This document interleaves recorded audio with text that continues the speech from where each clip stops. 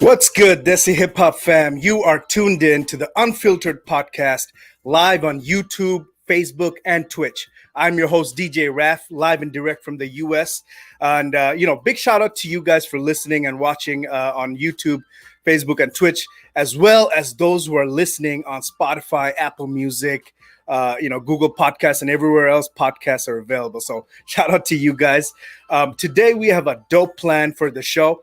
I really want to introduce these two amazing artists and producers. They've been on the grind for a long time. But before that, independent artists, I want to let you know, if you are in the game and releasing music, you need to go check out Tsunomi.io.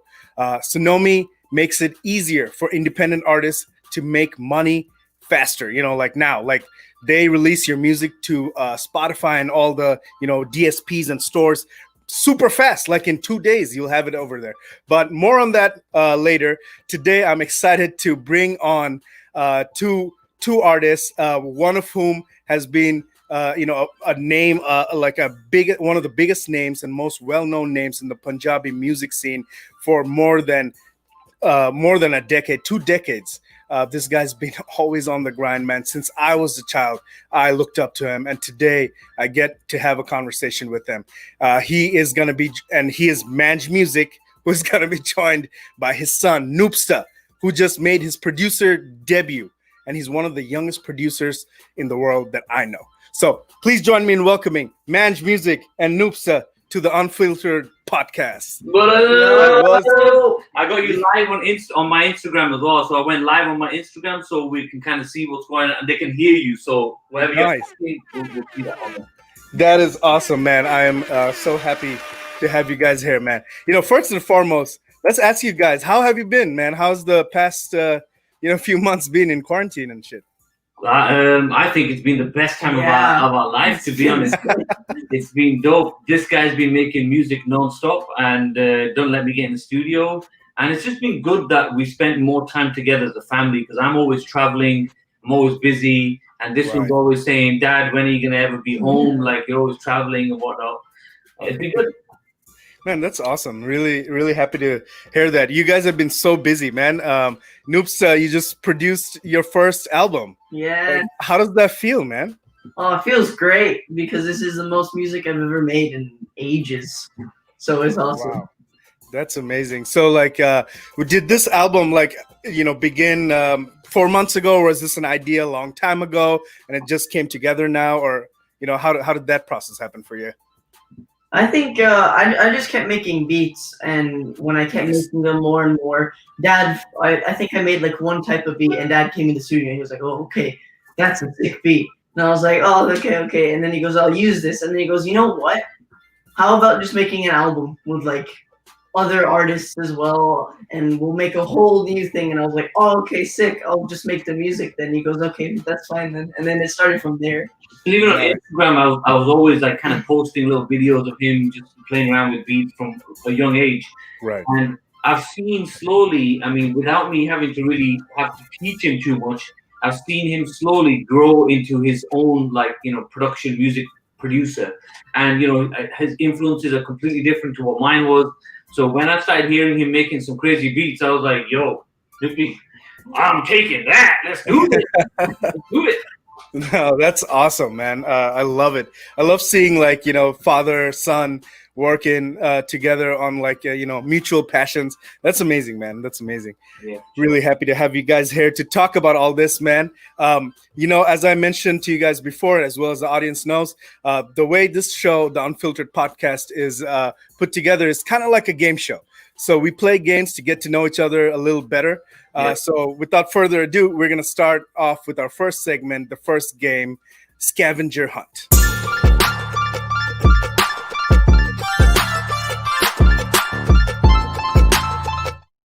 So Scavenger Hunt, this is the part of the show where I ask you guys, the guests, to share something from your room, something from your house, to tell us a story so the audience can see a little bit of you. Let's see what you guys have. I have a microphone, which is a Rode NT2 mic right here. Nice.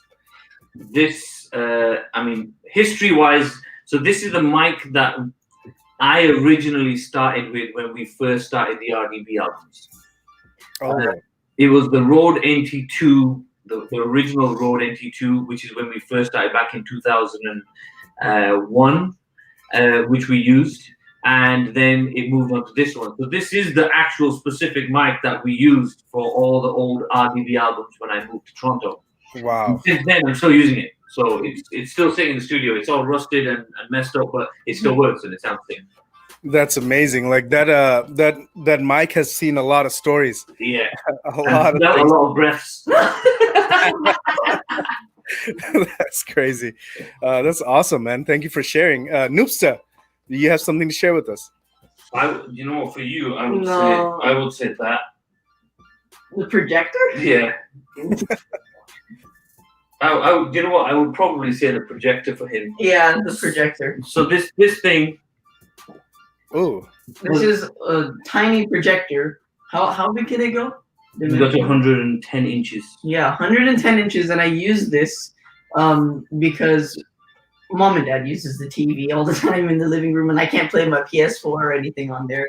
So Dad got me the projector, and now I use this that's his lifesaver. Everything. Wow. Man, that's nice. And I like how tiny that thing is, man. It's so small. So tiny. Damn, that's crazy. Love technology these days. That's awesome. Technology kings, we absolutely go mental. Anything to do with technology, whether it's me or him, we're always going nuts over technology. In fact, Nindy's always complaining about, oh my God, more technology stuff. You guys are always there trying to buy new technology things. We're just tech geeks. Right. Yeah, exactly, man. It's nice that you both share, so many different passions together, man. That's crazy. I love that. Sure. That's really cool. For my thing to share with the audience is this book that I just started reading. It's called The Artist's Way, Spiritual Path to Higher Creativity by Julia Cameron. The only reason I got this is because one of the main reasons, not the only reason, but one of the main reasons is when we were hanging out and doing a previous episode with Inc. I was talking to their team, and this is one of the books that Nuka was reading and suggested. So I was like, man, shit, I should check this out. Wow. But yeah, that's me. Cool, man. Thank you for sharing. Shout out to all the fans watching. There are a lot of people on YouTube who are giving some great comments and shout outs. Culture Beats on YouTube says, the album is super fire. Congrats to the whole team. So yeah, they're really enjoying your album. Thank you very much. We got a lot of love from a lot of people. I mean, the album dropped yesterday. Was on the 9th night, and so far we've had a lot of great response. You get the haters, but we're so good, man. We love the haters. Haters keep coming, making us famous. Yeah. But you know what? We're getting a lot of love and a lot of appreciation for his music, which is what we wanted to see. Yeah, no, that's amazing. Noopsta is one of the youngest producers in the world. How old are you, bro? Just quick.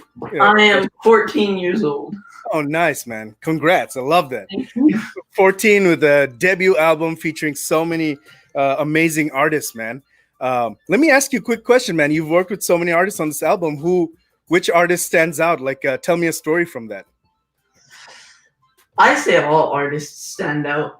Each one of them is so good in their own way, because each song is obviously a different genre. It's not all all hip hop or anything. They're all different. There's some R&B. There's some trap here and there, and each artist is just really good in their own way for each song, and makes it just stand out 10 times more. I think you're attached more to Rush. Rush's verse on Russia. Rush is really good. If I had to pick my personal favorite of all of them, which they're all good, don't get me wrong, but my personal favorite it'd be Rush on Nusha. Nice. That's amazing. So when you guys were recording these past few months, I assume it was all digital and the whole COVID situation. See, basically what happened is Nupi was making beats after beats after beats. He was making so many different beats that I said to him that, listen, it's no point releasing one song here, one song there. Let's just put a whole album together. And he's like, Dad, look, I don't really know who's big in the Bhangra industry, who's big in the Desi Hip Hop game. I know of them, but like I don't have any connection with them. You do. So why don't you kind of handle that side? I'll just make some crazy beats and then you let me know. And I was like, okay, cool. So based on, and he's picky. He was kind of picky that, this, I like this sounds kind of better for this. So I think Rush sounds cool with this. So it came together that way. I just kind of reached out to everybody and said, listen, Noopy's working on an album. And everyone said the same thing. Sick, dope. Your son's working on an album. Send us the beats. Let's have a listen to the beats. And if we're feeling it, then we'll jump on it for sure. And you know what? Some of them felt some of the beats. They jumped on. Some of them was like, nah, I'm not really feeling. It's not my thing. Maybe next time. So we was like, okay, cool. Let's work on it. Nice. That's awesome. I love that. Like a dope collaborative effort. Yeah. In all of this. That's amazing. Well, awesome, man. Thank you guys for sharing. We'll move on to the next segment of the show. And it's called Feedback.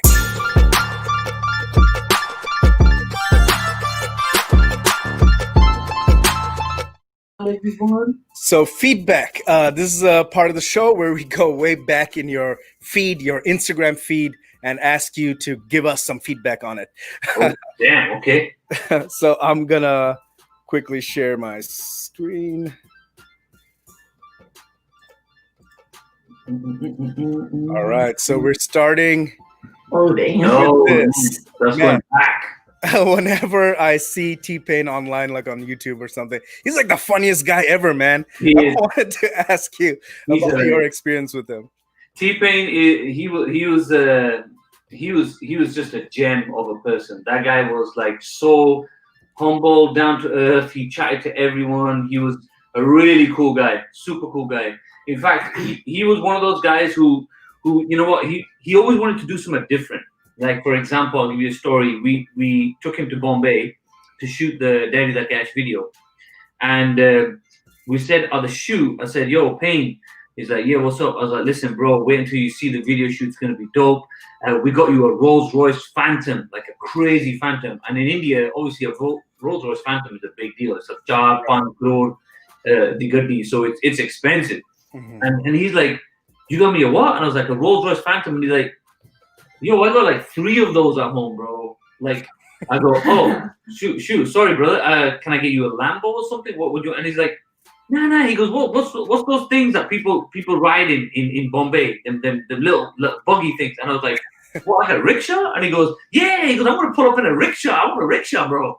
I was like, whoa, okay. So he was one of those guys who thought out of the box. Like, he just wanted to do different.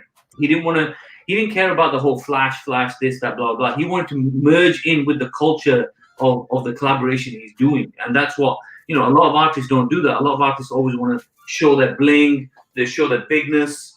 With him, it was just all about, listen, I want to be true to the culture. Just like Snoop, he was the same thing with Singing is King. He wanted to be true to the culture. Man, that's awesome. That's so nice to hear, that's so cool. And he has so much respect for the culture that he wanted to do that. That's really cool. Yeah. Love that. Let's move on to the next one. All right. So I saw this and I was like, wow. Okay. So Dad said he'd get me to meet Drake if I studied. Did he deliver on that promise? Did he study is the question. Well, now I still to this day don't know what he means by if I studied, if that means graduate from university. It's a trick question. Or if it's learn stuff in middle school or high school. So that's what I meant by study. What I meant by study is once you graduate with a law degree or something like that. Which may be a long way away now. And you know what? Who knows? We wanted him to study. We wanted him to carry on doing his studying. And at the same time, he's grown up around music and he's always kind of in and out of studios with me, meeting all these different people. And we're in Toronto right now. And who knows? Drake is down the road. And we know a lot of people who know him, who are, with mutual friends. If he studies hard enough. But he's a big Weeknd fan, I'm not gonna lie, right? Massive Weeknd fan. Massive Weeknd fan. So I think that Weeknd has now overtaken the whole Drake thing. Damn, that's amazing. Yeah, either one of those guys would be amazing because They really represent, man. That's No amazing. doubt. Oh damn! This is Australia or New Zealand? Wasn't this like one of my first posts? I Yeah, think so. Yeah, it says October 2016. So yeah. This is definitely one of your first posts, I think. it's That really was cool. Tell me. New Zealand. God, how old were you then? You'd be bloody hell. I don't even know myself. I That, was 8, 7. and I think he was around 10. He was around 10 because the whole party song was out. So this was in New Zealand. I'm sure it was New Zealand, where we were performing. Me, Nindi, Raftar. It was a New Zealand. It was a whole tour in Australia and New Zealand. And anywhere Nindi goes, obviously she just takes her son with her, no matter what happens. So we was performing. Nindi jumped on stage. She was doing her thing, and then she was like, "Listen." She always, if she knows she has to go on stage and Noopy's just backstage, she'll always have to go and grab Noopy and bring him on stage as well. She has to. Like, it gives her so much love, and like she gets so proud of him just being with her on the stage. So she just brought him up on the stage. How did you feel on that stage? Can you even remember? No. That's awesome. That's a fun story, man. That's really cool. Yeah, I see so much energy, activity going on this stage. I just had to pick this picture. Yeah, it was heavy. That's amazing. All right, so this is another old picture, man. Yeah, I remember that photo. No, you definitely want that. I think you was at the hotel room with mom. This was a proper gang photo right there. My God, I look actually really skinny there. I need to lose some weight. Wow. So yeah, this was in the first studio I basically put together in Delhi. So at that time, we just recently connected with Raftar, and I was looking at what Raftar was doing, and also Sikandar was there, Sadi was there, the whole KKG was there, Suk, our boy who used to work with us as well, he was there. So this studio was the studio where we recorded Swag Mera Desi. Oh, okay. Oh, sick, nice. Swag Mera Desi was recorded in this studio right here, and it was probably in one of those sessions in that picture, probably. I even have a video of when he was recording in the studio, and it was a crazy mink purple, weird kind of color type of studio. I think I went there once. Yeah, you did. Yeah, I think you did. So I think this is a legendary studio because there was a lot of recordings. This is where initially I found Raftar and started to really mold him and build and polish it really. Right. No, that's awesome. One of my favorite tracks of Raftar and you, Swag Mera Desi, man. Love that. Thank you. All right, so these next two pictures are with Pharrell, both of you guys. So I wanted to hear your Pharrell story, man. Okay, so yeah. First things first is how long did we stand there? We stood for a while. Not too long, but it wasn't too long. But there was a proper line there, and obviously Pharrell was there, and his whole shoes came out, and we bought like how many pairs? You bought like 3 pairs. Yeah, of shoes. I got like I think 1 pair or 2 pairs. You got of shoes. 2 pairs. Yeah, 2 pairs of shoes. And Pharrell was sitting there, and then we finally, because it went all the way upstairs. It was from the bottom, and then goes all the way upstairs. This was in Bombay. Yeah, this was in Bombay in the what is it? Adidas store. Yeah, Adidas store. And when we finally got up there, I was like flipping out. I was like, "Oh my god, we're almost there! Oh my god!" And then as soon as we got there, we took the photo, and I went out, and I was like, "Oh my god, photo with Pharrell." He was cool. He was really cool. He was a cool guy. Cool guy, really quiet and very humble, and he gave me his signed pairs. So that's amazing. That's awesome. Love it.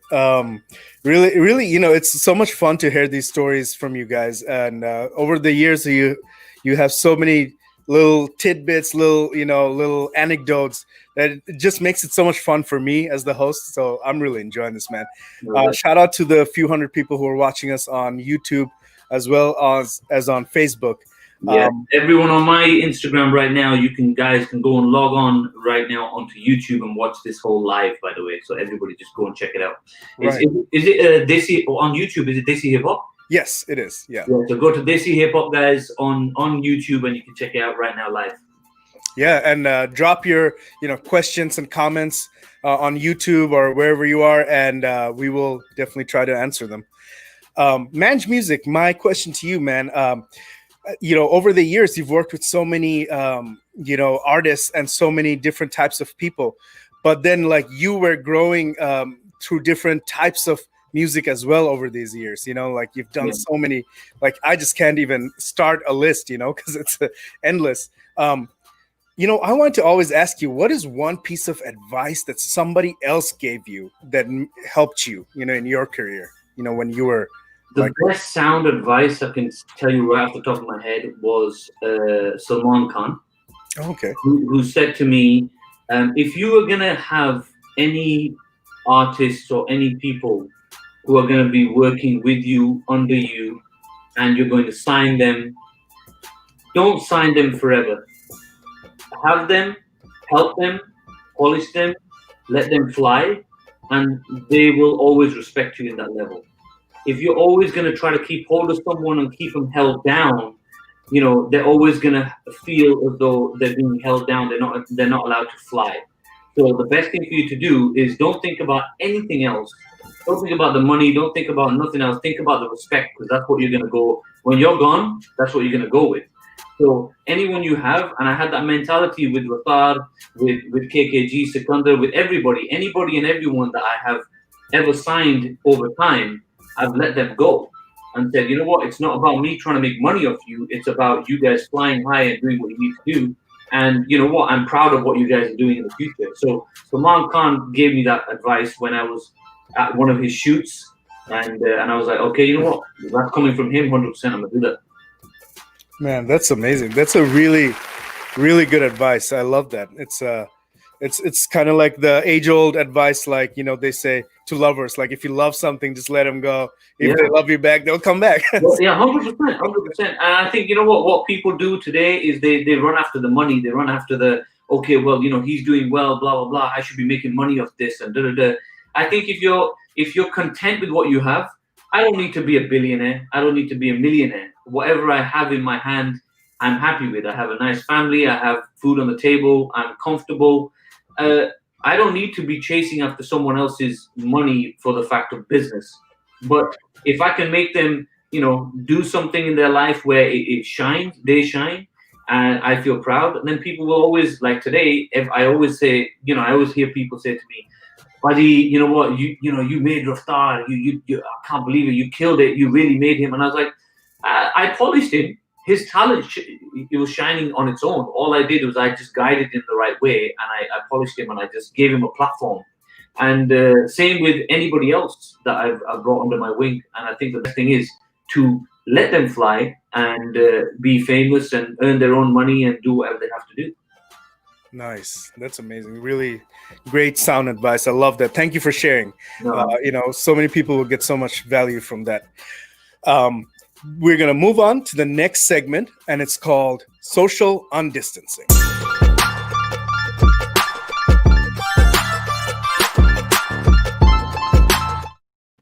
So this is a part of the show where we ask the guests.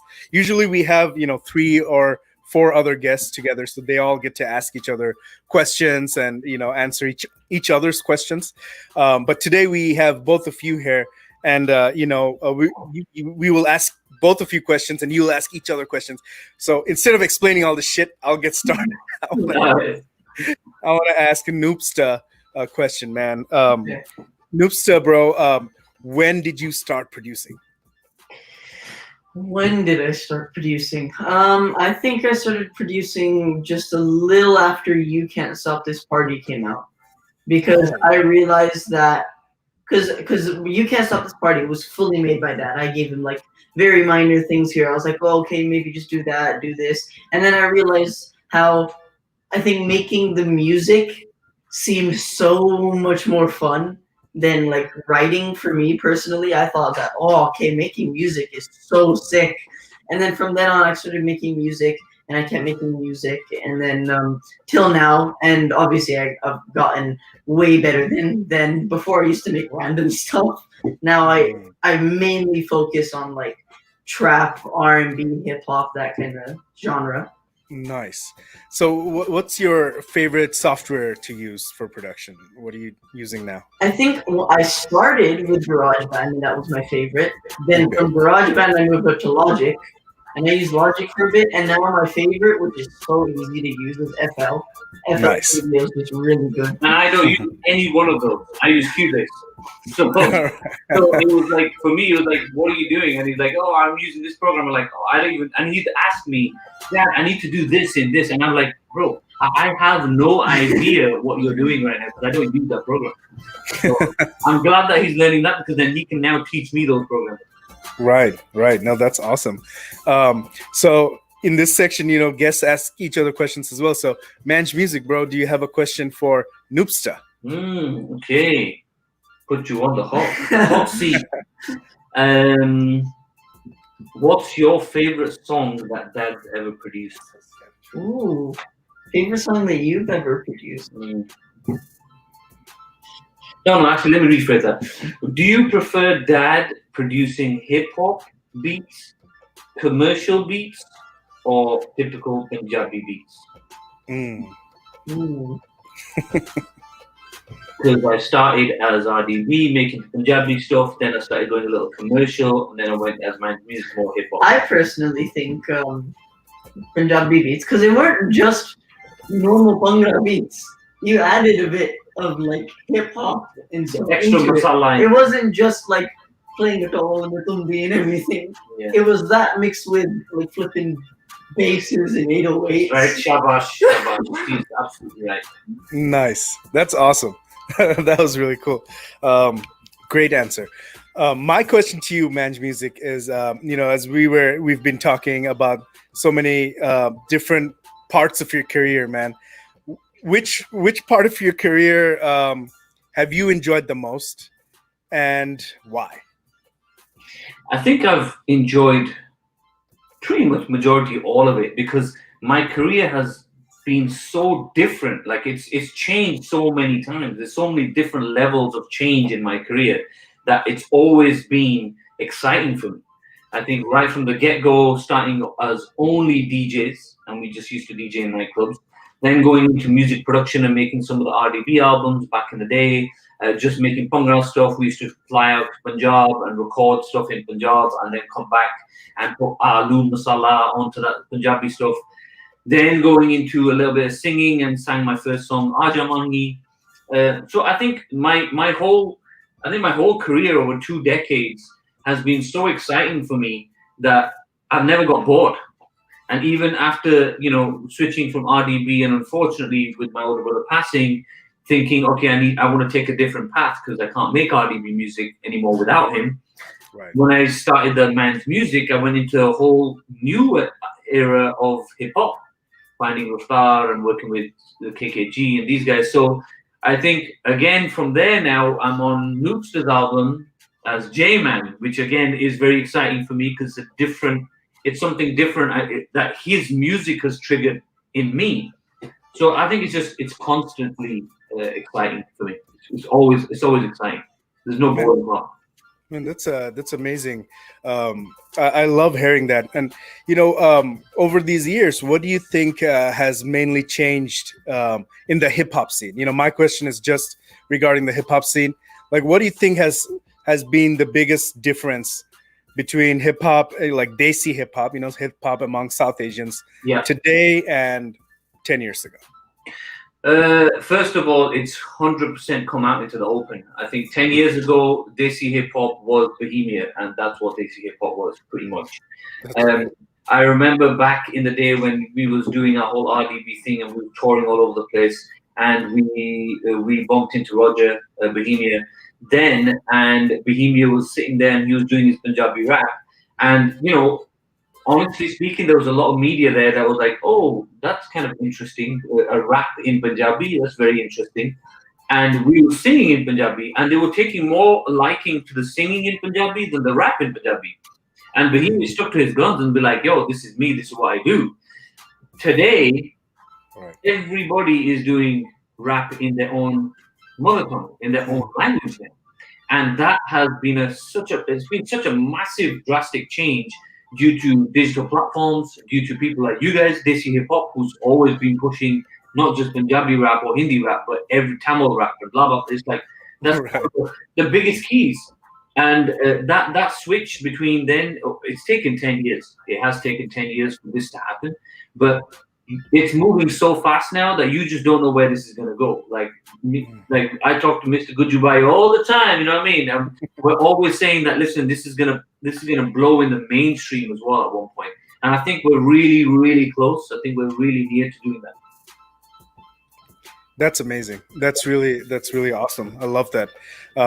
Totally right. You know, we've seen the same sort of spikes and the same movement that you mentioned these past 10 years. You know, I've been with Desi Hip Hop, like I'm one of the co-founders, and I've been I've been on this freaking mission for almost 9 to 10 years now. You know, and it's and I've seen it. You know, it's my struggle has changed over these years. At the beginning, I would struggle to find content, because I do most of the, you know, creative marketing and stuff, so social media stuff. I would struggle to find content, man. You've done a good job, brother. You've done a great job. Over everything you've done, you created that awareness like massively. Right, I appreciate you, man. And you know, nowadays there's like I'm not starving for content at all. Every day there's somebody releasing something new, and I'm just like, all right, you know, put that up. Yeah, totally. That's amazing. Noopsta, bro, what do you have?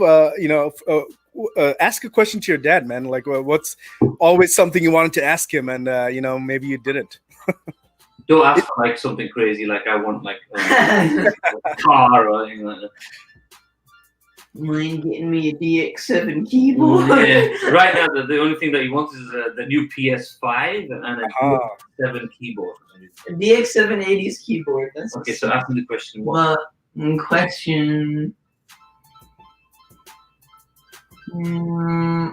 What would you? No, what is your favorite beat that I've made? Like recently though. Favorite recently beat. Okay, so I don't think the world has heard the one that you just recently made. The one that you made 2 days or 3 days ago, where you layered all the stuff. It's like a commercial type of vibes. So just a couple of days ago, just to explain to everyone, he's always been making a lot of hip hop. Like he's a trap head. Like he loves trap beats. He's just always constantly making trap beats.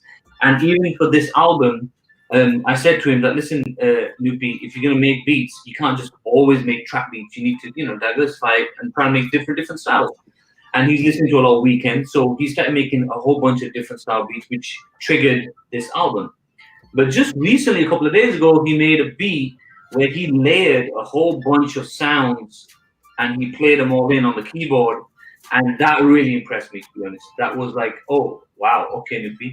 Now you're getting somewhere. Now you're actually, you know, full on, you're performing the chords the way you want to perform them, and you're playing all the bass lines in and everything, which is a huge thing. And I think that's the sickest beat you made so far. Okay. That's amazing. That's awesome. Amazing. You know, I have one more question for Manj Music as well, man. What is your process in you know, making a song? Like, do you write the song first? Do you make the, you know, produce the beat first and then go off of the writing? What is your process? I'm very kind of either way, really. Like, I don't mind taking a vocal and then working on the vocal. Mm-hmm. What I like doing is I like taking a vocal and kind of listening to the melody of the vocal, if it's a song, if it's singing, listening to the melody of the vocal and kind of taking the music another direction to the melody of the vocal. Like, I want to kind of to basically to make it sound so different. If it's rap, I like to start with the beat first. And I'm one of those guys who I really get involved in the rap, like in the writing. Like, I don't write rap. I don't write, you know, Hindi rap lyrics or Punjabi rap lyrics or English stuff. But I can give the person a flow. And that's why I did with Swagman Desi. Like, when we did Swagman Desi, I made the beat. And when Raftar started rapping on there, and he's like, da, da, da, da, da, da, da, and I was like, no, Raftar, what I want is, what I can hear is, and I was like giving him, and that's what I like to do. When it comes to rap, if I'm working with any rapper, I love giving a flow. I may be completely wrong, and I might be completely sounding like an idiot, but that's what I can hear on this beat. And that kind of triggers the artist to be like, oh, okay, that's kind of different. I did it with Rob C a few times as well, on this album as well, on the Mr. Sting track. But that's my my way of working for making a beat. Nice, that's awesome. I remember at that time, that Swag Mera Desi time, you had released another song with Raftar around that time, was Fukra Flow. Yeah, Fukra Flow. Yeah. And it was I could see that, you know, how much you touched those and your advice coming. I mean, people, fans, you tell us. Can you hear the difference in when Raftar works with me to when Raftar works on his own or with somebody else? Can you tell? Can you tell? I mean, I don't know.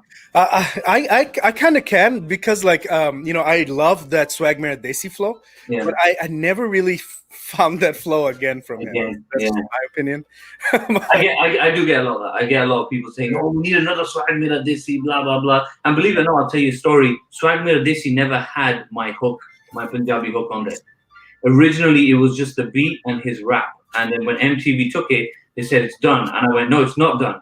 I need to put a Punjabi hook in there that is going to just attach it organically to the Punjabis and to North and to something international. And they were like, no. But yeah, we don't need this. We don't need this. It's fine the way it is. And I'm like, no. Trust me. Let me finish it and then we'll send it. And you know what? With God's blessing, it became an epic track. Mm-hmm. That's amazing. You know, right now behind me on the screen is playing The Commandants, you know, those guys that you found. Can you tell me a little more about that? And I'm sorry, Noopsta, I will come and ask you the next question. He loves the Commandant guys as well. Yeah. Tell me where you found these guys. Like, tell me that story. So these guys came through another video director called LatX Vishal. What he did is he's like, yo, buddy, I've made a video of this song of these guys. They're from Delhi, West Delhi, I think, and they're a collective. They've been a collective from day one, and we made a song called Commandants. And I was like, oh, show me. So they sent me the song, and it was already produced, and the video had already been shot. And I was like, bro, you know what? I love what you've done here, video-wise, visuals, their delivery, the beat, everything's good. Are they called the Commandants? And he's like, no, they're just the song's called Commandants. And I was like, oh, so individually they're just artists. And he's like, yeah. I was like, I have an idea. Let's put them together as the Commandants, and let me reproduce it in a way where each person shines musically. So when the next person comes on, it sounds like a different track. And then another person comes on and it sounds like a different track. And he's like, buddy, I'll tell them and I'll get them to send you the vocals. And they just sent me the vocals, and I did my magic and sent it back to them, and they loved it. And then I thought, okay, we'll just drop it on Music One channel and let's see what happens. And people really appreciate it. And today, up until today, they're carrying on. And I said, listen, guys, if you need help from me, I'm here. Just carry on doing your thing. Nice. That's awesome. Yeah, I really like their flows, and all their skills like really shines in this video, and the other music that they've dropped. Like it's very unique, very different. I like it. I like what they're doing. Really nice. Good stuff. All right. This brings me to the next segment of the show, playlist placement.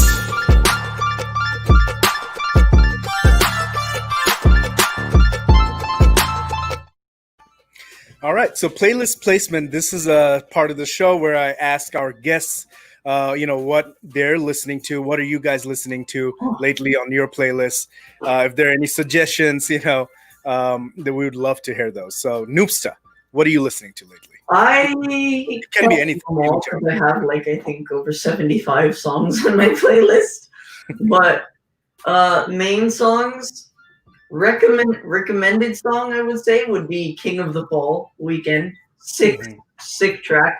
Other songs I've been listening to Big Sean, his song Wolves from his album Detroit 2. I've been listening to, who else? There's a guy named Gashi. He has a song called Safety. Who made it? DJ Snake made it, right? Yeah, DJ Snake made that. Nice. Tyler the Creator. He's really good. He has tons of songs that I love listening to, like Okra, I Ain't Got Time, Earthquake.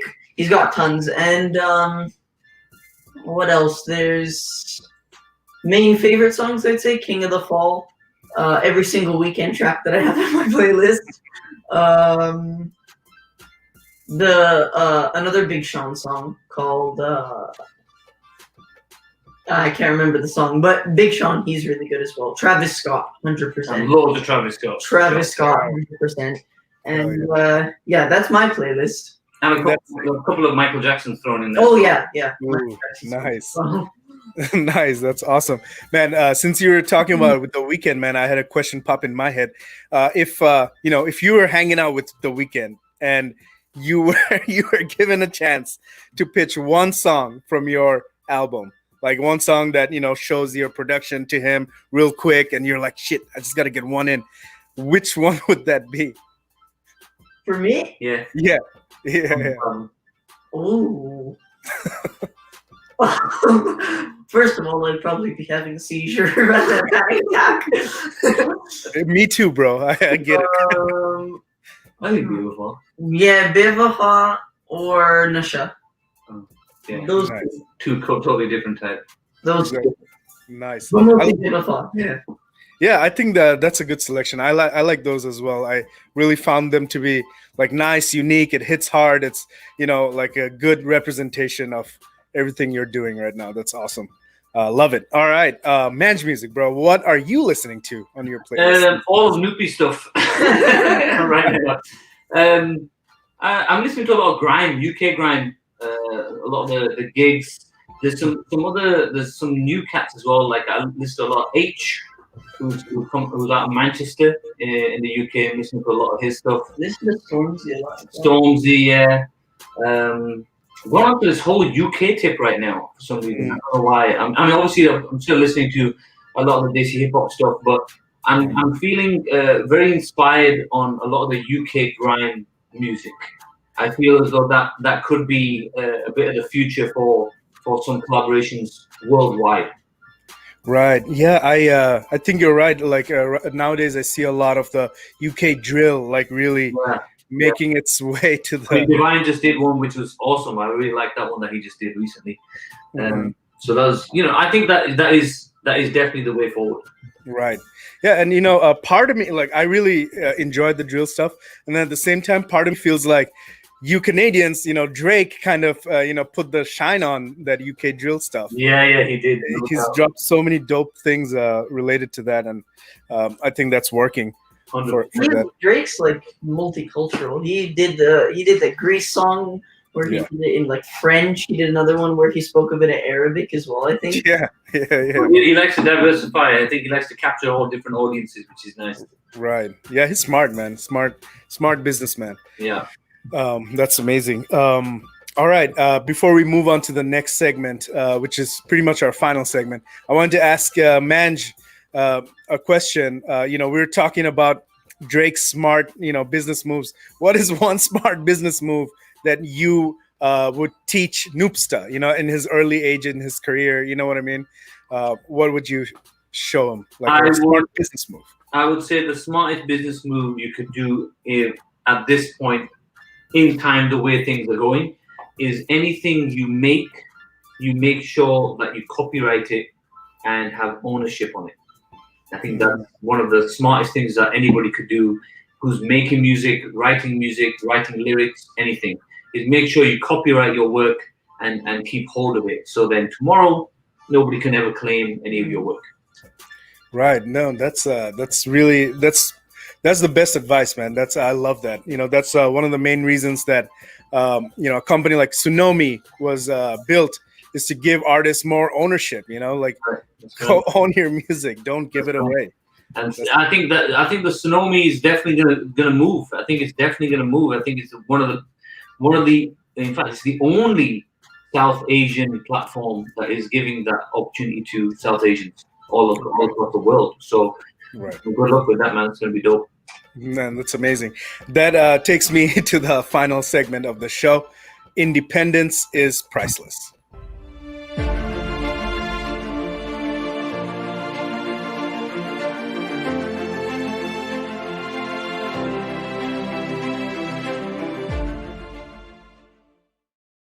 So independence is priceless. This is the part of the show. This is pretty much the final segment of our show, and I ask you guys to leave the audience with some words of advice, some inspiration, some motivation, especially to the independent artists. A lot of our audience are independent artists and people wanting to become independent artists. So let's start with Noopsta, man. You are an independent artist, and even though it's like at an earlier stage of your career, you have been, you've seen a lot of this. You've seen a lot of the music business growing up with Manj Music and all his buddies.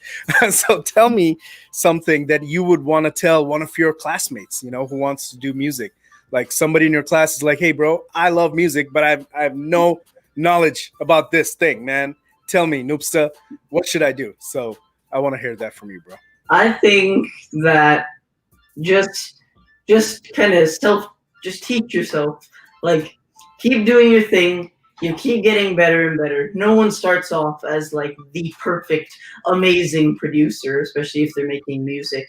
But you may have those few bad days where you get discouraged and you don't want to continue. But you have to keep grinding. You have to keep going. If you just stop there, you could have had so much more potential, and you've already stopped, then it'd just be a waste. So I just say keep going, no matter how much you doubt yourself. Keep on making music and just keep doing what you want to do.